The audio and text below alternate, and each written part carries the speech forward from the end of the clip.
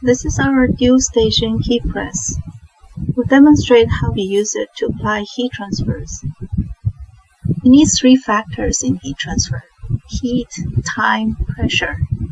Once you set the time and temperature, all you need is to make sure the pressure is applied properly. The general principle is to make sure the area under the press is as flat as possible, and you don't want anything higher than where your logo is. Here's a left chest logo. After placing the logo, notice that we pull the shirt forward, so the collar area is below and behind the station.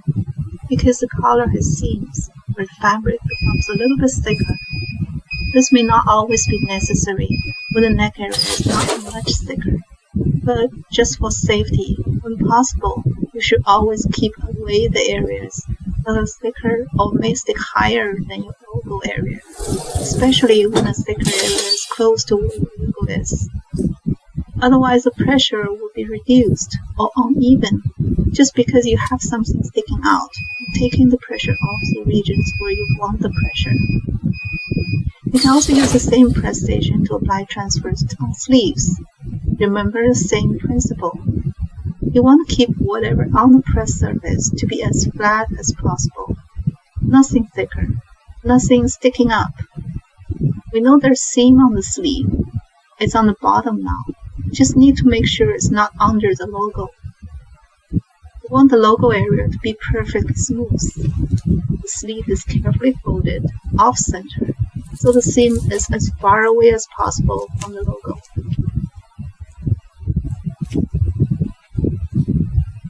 See how we apply the sleeve logo, which is a line of text.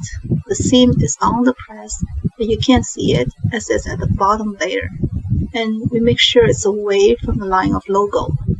As long as the logo area is smooth, flat, and tight, we're okay.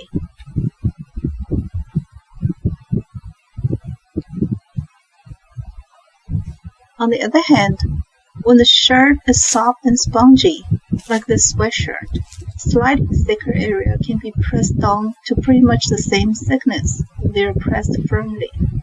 Or, if the thicker region is some distance away from your logo, and not much thicker anyway, then you may not necessarily need to keep them off the press. You'll need some practice to judge what type each shirt needs.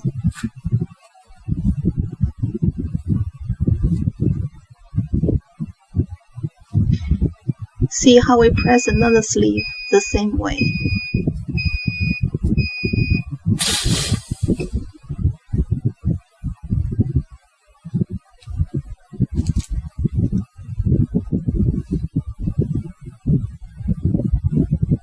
Again, the press surface is smooth and flat and nice.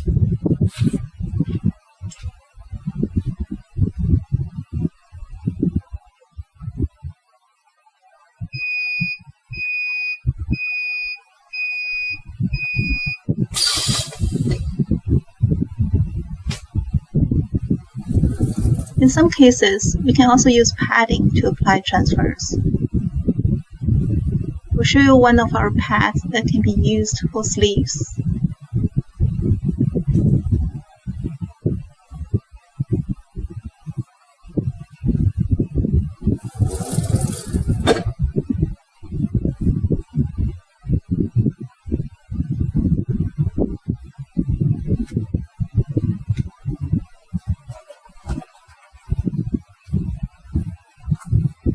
It's a spongy foam pad with a Teflon cover.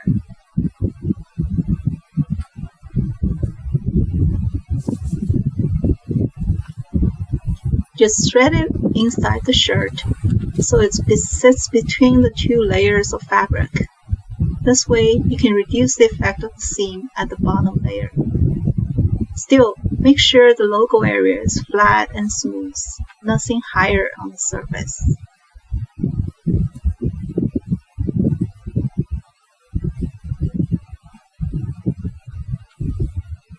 Just keep in mind the three factors: heat, time, pressure. If they are all properly applied, you should have no problem with heat transfers.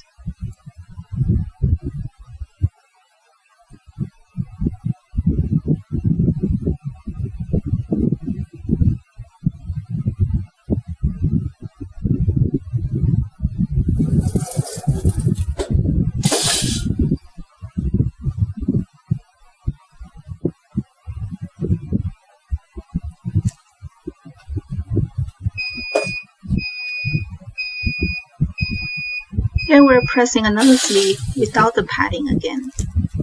Both will work for this shirt and this logo. If you're not sure, you can always try and do some testing. Just always remember the same principle. Keep the pairs area flat and smooth.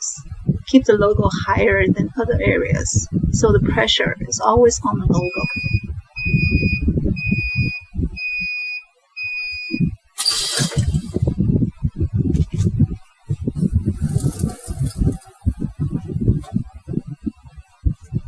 If you have any questions, feel free to leave us a comment.